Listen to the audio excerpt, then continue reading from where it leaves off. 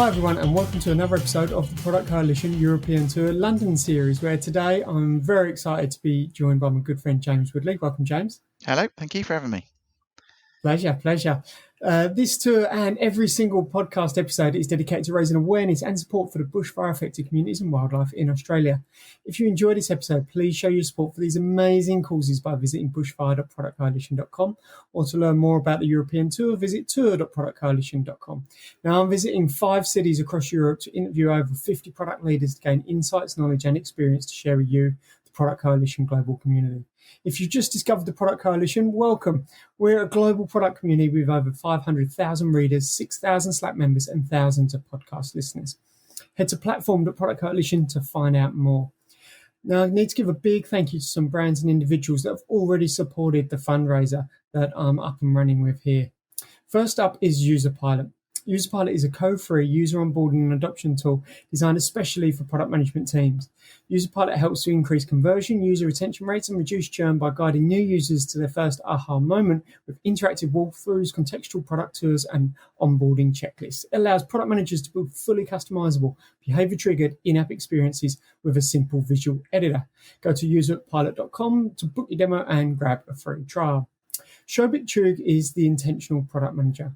Shobit runs intentionalproductmanager.com, and Shobit helps product managers become product leaders and have careers they can be proud of. You can sign up for Shobit's free class on the habits that turn product managers into exceptional product leaders and help them move through their careers fast at intentionalproductmanager.com.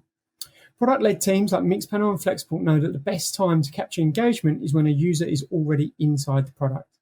That's why they use Chameleon to drive feature adoption, build onboarding flows, and gather feedback. You can give it a go at trychameleon.com/success. I'd also like to thank the individuals Rich Mironoff, Chris Miles, David Fradin, and Andrew Grishenko. James, looking forward to this session. We're going to be talking about the diversity of user discovery. Yep. Looking forward to it. Yeah. Going to be good. Now, for those that have tuned in for a little while, you may know James as the co-host of the rest of the London episodes. Yep, roped in for an actual guest slot. That's it. Yeah, put you in the hot seat, and I'm really excited to be doing this session with James. Just to give some background, James and I have known each other since we were about 18 years old. Once upon a time, we both used to work in the same cinema in Basildon in Essex. That's right, in England, and we've been good friends ever since. So I'm really pleased to enjoy some sort of quality time talking about our sort of professional outlooks of the world on this podcast episode. And James and I also share a very common football team called Tottenham Hotspur. Right now, we can't talk too much about, so we'll park that. We'll move on from there. So, James, on each of the podcast episodes, as you well know, there's an icebreaker at the start. Now, Melbourne was the locals guide, Sydney was a pub quiz, and you co-hosted the English quiz of Is It English or Not? But I knew you'd know what was coming, so I've mixed it up a bit. Oh, I thought I was going to get away with this one. So my thinking was to go for ultra localization. For me, I'm probably never going to get to record another podcast episode with someone else who's from Basildon in Essex. So I've gone all in on Essex. All right? Oh, wow. Okay. So the game is similar to the London one of English or Not, but it's called Essex or Not. Okay. And these celebrities, you've got to decide whether they're from Essex or not. All right, come on in. All right. How confident are you feeling about your cultural heritage and history of Essex? a lot less confident than I was 5 minutes ago when I thought it would be London or not, right? English or not. We'll see how we get on. London Wikipedia page. Exactly, yeah. That's what I've been doing all week. No worries. All right. Well, I'm going to get us going. First up, we've got Nicholas John Frost, otherwise known as Nick Frost. He's the actor out of films like Shaun of the Dead, Hot Fuzz, and The World's End. And also Attack the Block, which is one of my top 10 films of all time. Just great movie. The effectiveness of special effects. So, James, what do you reckon? Nick Frost. Hot Fuzz. Yeah, Hot Fuzz is one of my favourites. I'm going to say, from Essex. Total guess, but I think, Total guess. Nailed it. Where do you reckon? Colchester. No. No. Dagenham. Dagenham. All right. Yeah. Oh, many would say that's not Essex, but go on. It's not. It's got an SS postcode or something, Fair enough. or RM postcode. I Yeah, think it is in Dagenham. Essex doesn't want them, and neither does London. Doesn't count as London. Right. Next up, the very lovely Penny Lancaster Stewart, who is the model and photographer of rock singer Sir Rod Stewart. So I know they don't live so far away, but I think that's going to be a no. So I don't think she's from Essex. You'd be wrong. Oh, really? Chelmsford, apparently. Ah, where I live now. Being a gentleman, I won't share what year, and the internet didn't tell me. Can you guess? Do you remember what year they got married, Rod and Penny? Ooh. That wasn't that long ago, was it? I reckon 2005, something like that. 2007. And from what I remember, Rod Stewart is also a Tottenham fan, isn't he? He is, yeah. Can't smile without you. There you go. Okay, next up. Does the name Mike Edmonds mean anything to you? I can't say it does. Go on. Who's this? Okay, well, few actors can claim to have defeated stormtroopers alongside Skywalker and played a goblin in Harry Potter. Mike Edmonds, 73, who played an Ewok in Star Wars. Wow. Also played a goblin in Harry Potter. What do we think? If the first two were, I'm just going to say no on this one as a or of averages type thing. You'd be wrong. Mike Edmonds is from Essex. I actually haven't captured where from. Staying on the Harry Potter theme, we've got Rupert Grint, which is famous. Grint, yeah. He's the ginger-haired Quidditch-playing wizard from Harry Potter. Being as all the others have been, I'm going to try yes on this one. The Muggle was born in Harlow. Oh, there you go. So you'd be right. Yeah. Well done. I've lost count of what you got. I think it was 3 out of 4, 2 out of 4 maybe. 2 out of 4, I think. There we go. That's as much exposure Essex is going to get on this podcast probably for the rest of the time.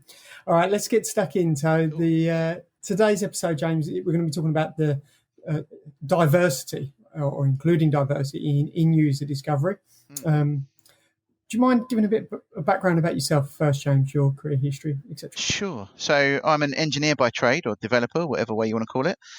So I suppose to you product coalition listeners or viewers, I might be the enemy or the best friend. I'm not sure which way engineers fall with the product guys. My career has been pretty diverse. I've never really fell into one industry. My industry has always been tech. So I've gone from, as you said, we both worked in a cinema. From there, I went to work for Ford Motor Company, working on their parts cataloging help desk. That's where I learnt my trade. From there, ended up working for a company called Purple Passport, which was an online skills passport place, and then rose up through the ranks there and led their teams in the end. Went on to then work in online gambling, sort of the poker affiliate type side of things, to Salesforce, the big American CRM. Left there to try and be an entrepreneur in 2016. Went to work for a company called When You Move, which is a conveyancing platform. And then where I am now is with Zoopla, which is a massive property portal in here in the UK. So it's always been engineering, but more so these days in the kind of like team lead, engineering manager type role. Brilliant. So that's where we are now, yeah. Thank you very much. And now podcast co-host as well. Podcast co-host, yeah. List of achievements. Absolutely. Another string to the bow. Indeed. Right, James, do you want to get us started by talking about user discovery? Yeah, so user discovery, what I mean here is, how do you go out and find out what your users want you to build? I'm a software engineer, so it's always building features or building products that people ideally are going to use. So how do we go about doing that? And traditionally, the way of doing that has been kind of a product-led team, led by product owners, product managers would go out into the industry you're in and find out how they're going to build things that make people's lives easier, and work out the pain that your users are having, and then work out how you as an engineering team are going to solve them. That's quite often been kind of thrown over the wall. The product team will go and do that without anyone else kind of chipping in. What I mean by diversity here is getting all the other people involved. So that's engineers, it's UX, it's the product guys. It can be QAs, it can be infra, it can be anyone who's in that team, right? And a lot of people call them engineering teams, QA teams, infra teams, ops teams. I like to call them delivery teams because they all are pushing towards the same goal. And that should include the product guys. And we're all looking to try and build software that people want to use. So yeah, it's about getting everyone to do that user discovery and get out there. And I like to call it we call it goob, get out of the building. And it means you're not just sitting behind your desk banging away at your keyboard. Get out there and meet the people that you're trying to solve problems for. Brilliant. I want to just take it back a step. When was your first exposure into the discovery space, as opposed to purely here's something to deliver? When did that happen for you in your career? So that was probably, like I said earlier, about at the Purple Passport place, which was a very small company when I got there. It grew into quite a big sort of 15-man engineering team. But at the very beginning, there was no one else that would do it apart from the CTO and the CEO. And they were more interested in, how they're going to make revenue. That was very difficult for me to translate into building product. And me and the other people in the team. So it got to the point where I was actually phoning the customers they were phoning in with support calls. So I would phone them back and say, look, I've seen you've got support calls in our system. Can you tell me what you were doing to make that do that? And then I'll try and fix it for you. And then that kind of grew into, you'd end up in a discussion and a conversation with these people, and they'd go, do you know what, if you're on the engineering team, it would be so much better if it just did this and that and the other. And then, all of a sudden I'm actually having conversations like a product manager would. And then, that kind of died down a bit as we started hiring people that were much better at that sort of thing than I am. But it soon realized that anyone can get involved in that. Brilliant. So what's interesting with this is that you've hacked your way around it. You've gone about it on your own, when the CTO, CEO was essentially, I would say, chasing revenue opportunities, not looking for problems to solve or new value to create. Yeah, and I mean, so when was our Purple Passport? Was somewhere around the sort of 2008 to 2010 mark. I was there doing the majority of this sort of stuff. So, the discipline of product management was probably in its infancy around those sort of times. And, trying to find people to help me work out people's problems was very difficult, mainly because I didn't really know what I was doing. I was just going out there trying to help myself, essentially, because I was building things that people didn't like. So it was kind of, I had to go and hack it a bit because there was no one else in the company that would do it with me. At any point in time when discovery is happening, it's quite often that it will conflict with something like a sales goal or a feature that the sales team are desiring, and the CEO being part of that sales team, particularly in those startup environments. How do you manage that conflict from what you learn out of discovery? It's difficult because, the sales guys are out there with their targets. They want to make whatever it is, number of sales, revenue targets, whatever it is. And they will quite often be quite ruthless in hitting those targets. So if someone says to them, I want you to build this product, or if you build this feature, I will buy your product, they want to hit that number. They don't take into account things like, but that's one user out of 1,000, or, the impact that might have on other pieces of work that are ongoing in terms of delivery, or that makes them more complicated, or time frames. We're not going to deliver the last thing you told us was the most important. It's a balance, because you still want your sales teams motivated, you still want them going out there and hitting their targets, because it's all, again, you're all part of that same team. So the way we've started doing it at Zoopla actually is to include them. So the people that are on the sort of at the coalface, hearing all of these things, become part of that discovery pattern, and what they say goes into against other stakeholders say, and then we work out our priorities from there. And it is a challenge, because everyone wants everything done yesterday, right? So it's difficult to try and placate people in the right way, and not cause there to be sort of friction around those things that they come up with. And quite often what we've done is actually said, look, you've told us that this particular, I don't know, feature or product piece really important to you. So let me send out some developers to the user that said that, and find out exactly why. And maybe the product already does that and you just didn't realize it. And there's some ways around it that way. But just I think the older ways of doing things were very, I'm a sales guy, I'm a product person, I'm an engineer. Turn all that around and just go, I'm part of a delivery team. It seems to be helping. Great. So for those that this may be new, so like where you come in and you're bringing discovery into an organisation for the first time, Mm. or you're opening up discovery to be much more inclusive with people from engineering, customer support, etc.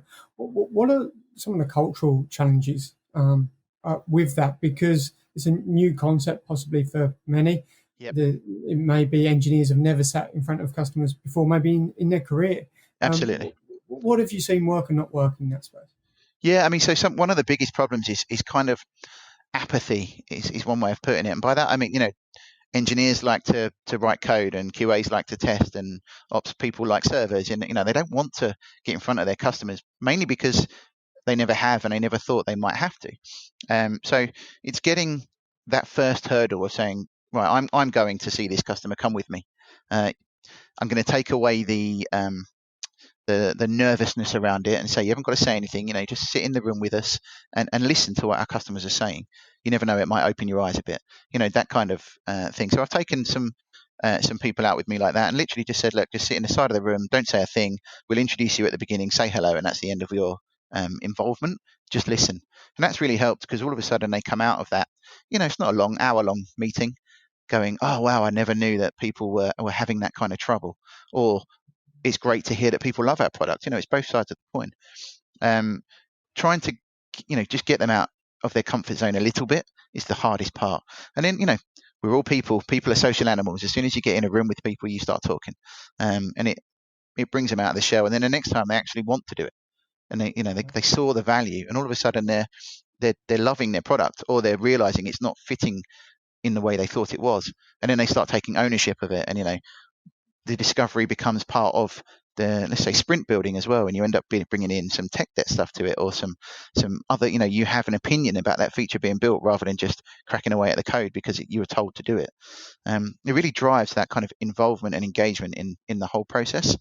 There's also a bit of that, like I call it not my job gov, where I was hired to be a QA person, want to do that because that's not what I wanted to do.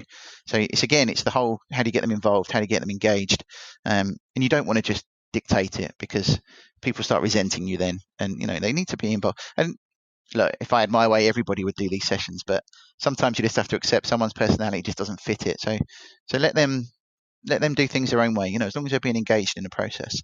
And there's also a bit of on the other side, a responsibility blur from the product owners. They think that is their responsibility, and they don't want people being on their toes or going to a customer and saying the wrong thing or something like that. So it's trying to make them also trust their colleagues that we're, again, like I said earlier, we're all in this for the same reason, trying to build good product. So trust that your engineering colleagues or your UX designers are going to go out there and not badmouth the product in front of a customer or something like that. Just trust that we're all there for the right reason. Yeah. But Okay. building that culture is the strongest. If you can get that culture, it really builds strong product. There's many delivery leads out there that are challenged, got deadlines, pressures, sprint goals, etc. And this is obviously going to come at a trade-off of time developing in the sprint. But how do you tackle that? How do you prioritize, manage it, and set expectations that there's value going to be brought back from an engineer on this experience? So a couple of ways. In the immediate term, I try and ask the engineer to go and speak to the delivery managers and tell them what they got out of the session and why that time away from delivery was valuable to them. That's kind of, you're almost your post-mortem from the end of the session. Literally go back to the office and talk about it straight away when it's fresh. But then also trying to get the delivery managers, scrum masters, heads of engineering, all those people that think in deadlines rather than thinking sprints, let's say, trying to sort of educate them is maybe too strong a word, but what I mean by that is upfront effort isn't necessarily wasted. So by doing these things at the beginning, you're probably cutting your delivery time because you might not have to go out there and refactor, or it doesn't go out there and doesn't fit the need, or it doesn't go out there and it's full of bugs. So just because a product gets released, that doesn't mean the delivery of it is finished.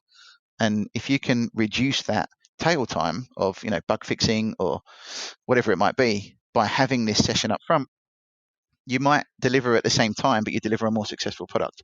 Because, how big is the reputational damage if you deliver this all singing, all dancing feature that doesn't actually work because you didn't do the discovery properly in the first place? So yeah, it's difficult because a lot of people come into these industries and these companies, sort of banging the drum. We need to deliver things quickly and we need to deliver it, there's a deadline of 2 weeks or something. But if you just realize that by doing this work up front and delivering in 3 weeks or 4 weeks, you're not in a worse place because you've delivered later than you said you would, because you haven't had all of that extra thing at the end. But actually your users like it more. So you're in a better place, if anything. It's difficult to, you can say that till you're blue in the face, but people with 20 years experience of the old way of doing things, I'd say, it's difficult to get them to sort of go along with the ride. I kind of use the carrot and stick approach by going, let me do it once, we'll see how it goes, and if it works out well, let me do it again, and then eventually this is just the way it works. Right. There has been some times when it hasn't quite worked out for other reasons, but it then becomes the stick to beat yourself over with, because you can't legislate for half your engineering team going out sick, for example, which could well happen at the moment with coronavirus jumping around the world. So sometimes you have to just kind of try and make sure it's contextualized and say, we did it for the right reasons, but it didn't quite work out. That doesn't mean we shouldn't do it again next time. Be a human about it, just have a conversation and try and show them why you're doing it, rather than just be belligerent and say everyone should get out there and this is why I'm saying it, that kind of stuff. Yeah. For me, that the most elated engineers on the planet are the ones I see in Formula One paddocks. when you see a race car and the engineers that have worked all night on that race car for week after week after week, and that race car wins, and you see them, there at the end.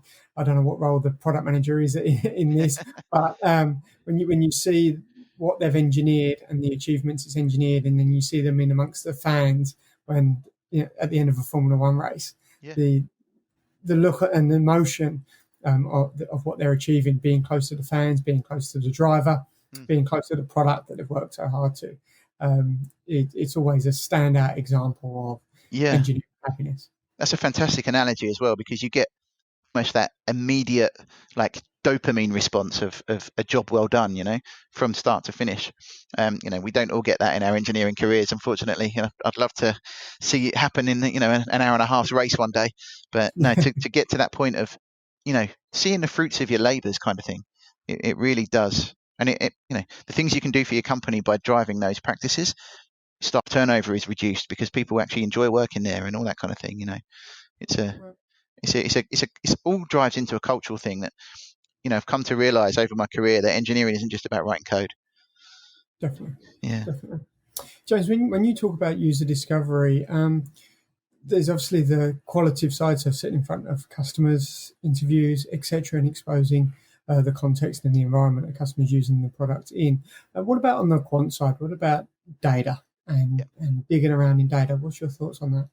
Absolutely. I mean, the more you can quantify, the better. Jim Barksdale has got a famous quote, the guy that founded Mozilla, that if we have the data, then let's go with that. If all we have are opinions, well, we're going to use mine. It's that kind of thing. So it drives a much stronger data-driven approach, which can only be a good thing. You're not wasting effort. You're not wasting time. You're not writing code for no reason. You're not building product for no reason. You can almost lay out the facts if you're of that mind, in a spreadsheet, and say, this is what we're going to get out of this 2 weeks work. And if depending on the company culture you're in, you could then even push that back up the execs and say, look, here's your return on investment of that 2 weeks work. And it really, but it also gives the engineering teams the value and the reason they're building this product, especially if they can't always get out to meet the customers after. And I also include the after as well as part of discovery. Did it work how it was intended? Let me come and speak to you after 3 months of using it and see how we can adapt it if we need to. It's there's always some data you can drive out of that, and it could be even just simple things like user engagement numbers and stuff like that, or it can be almost anecdotal data, which isn't quite so easy to track, but just to hear the people I spoke to at the beginning are now really enjoying the product we built for them at the end. That also drives that, and it gives you the ways of learnings, and you can take that forward and do it again next time, and then drive that approach and actually make your approaches better by each time by doing it. And we all strive to be this magical word called agile, right? And that's it's almost the whole point of agile is improvement by iteration. So it really helps in that sense as well. And I mean, it's improvement by iteration, but only when you're creating value. If you're improving the speed of burning through story points, then no one's really benefiting from that. It's yeah, absolutely. I mean, that's the change. Yeah, it's one of those. Story points is a bugbear of mine, and I won't take you on a 45-minute tangent. But a story point may as well be called a quaver, or it's an arbitrary number of velocity, right? And it's a way to compare complexity. So you need to get away from those, book-driven metrics. They need to be valuable metrics. How is this? It can be as simple as driving revenue for the business, or how is this making our users' lives better? Find your KPIs around that. Yeah. I've certainly experienced myself when I've come into a business, particularly when it's been a bit of a feature factory, and have introduced the concept of discovery to engineers and included them in the discovery. And I've seen pretty rapidly, from 4 to 8 weeks of being there, their mindset changes, and all of a sudden, the engineers are building their own hypotheses around what could be taken into discovery, and therefore going and getting some of their own data to rationalize those hypotheses, and then handing that over as an idea, some data that helps rationalize, and that helps build a relationship between me and them. And it's just a magical change of their emotional attachment to the product. When they see there's an opportunity to test in a safe way that doesn't mean you have to write code. It can just be around investigating the problem. You don't have to have the solution. And I've certainly seen that open up their mindset very positively. Absolutely. I mean, as an engineer myself, there's nothing more soul destroying than being in a feature factory. You don't get to be creative in any way. You're just, taking a ticket off of the backlog, fulfilling it, doing the next one. It is mind-numbing sort of work. Being able to add that creative element to it just sparks the creative juices and brings out people's imaginations, and really, I mean, getting them engaged in their own product it drives wonderful behaviors. It really does. And I'd hope that most people would take that as one thing to take away from this recording. Allow everybody to be engaged in your product, not just the product people. For engineers that are listening to this recording, how would you recommend they go about the conversation with product, UX, service design, whichever the function is that's leading discovery on any given day, of trying to include themselves? What are the first steps? Yeah, I mean, just have the conversation. I mean, the times I've done it, I don't think anybody goes out to exclude people from these sessions. I think they just don't think people want to be included. So just have the conversation. Go to your product manager, product owner, whatever you've got, and say, look, I hear you've come up with some stories that you want to build a feature or product for. How did we go about working out they were the right things? Can I be involved in that next time? And just put yourself up for it is really all I'd say, because it's one of those things, unless you've got really good product managers that have done this before, you're probably not going to get invited. It's one of those, you have to put yourself up for it. But that can be, it doesn't have to be scary. It's not a scary thing. Just say, next time you're on a phone call with someone, can I just listen in? Just be in the room at the same time.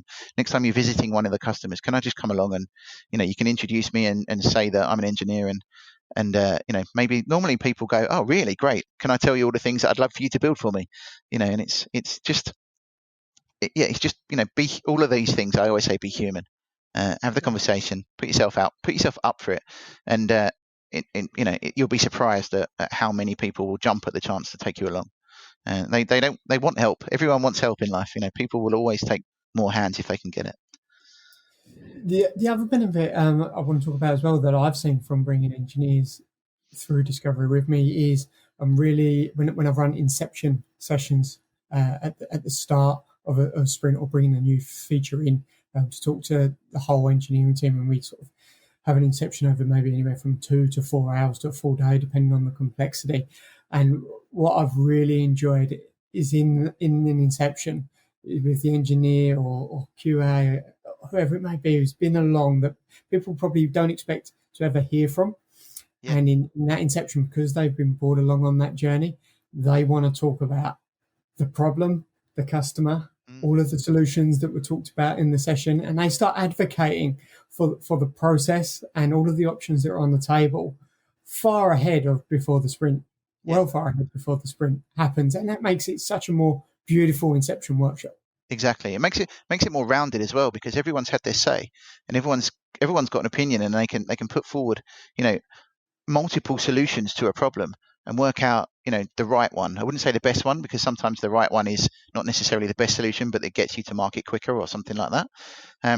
But it must make, the product owner's job that much easier, because they're not now having to sit there and go, oh, well, when we did that product last time, it joins up with this one by a certain method. And, you don't have to worry about all of those implementation details all of a sudden.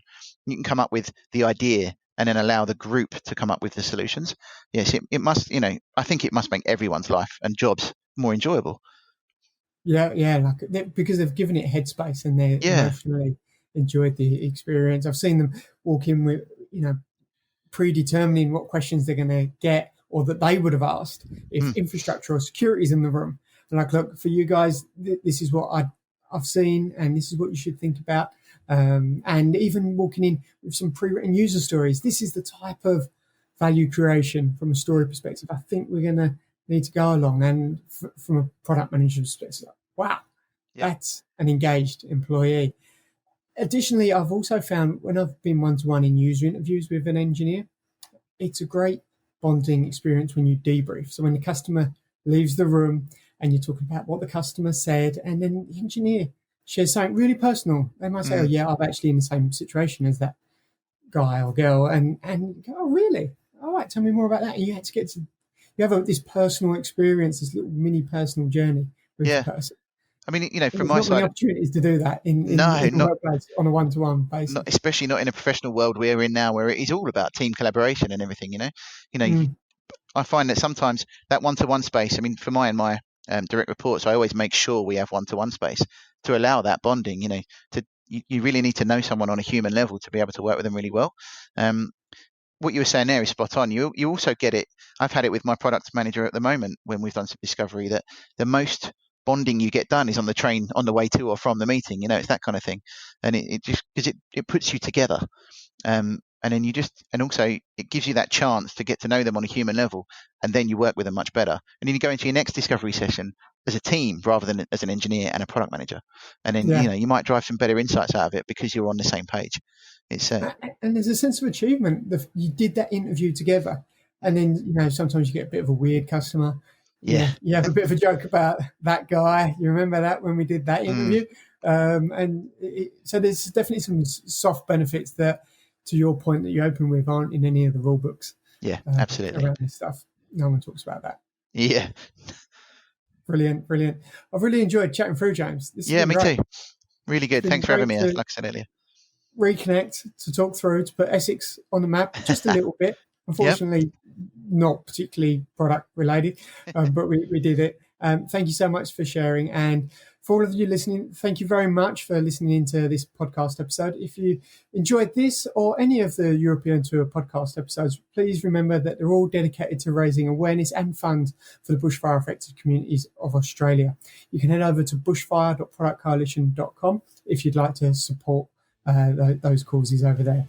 Until the next episode, thank you very much. Thanks, James. Thanks very much.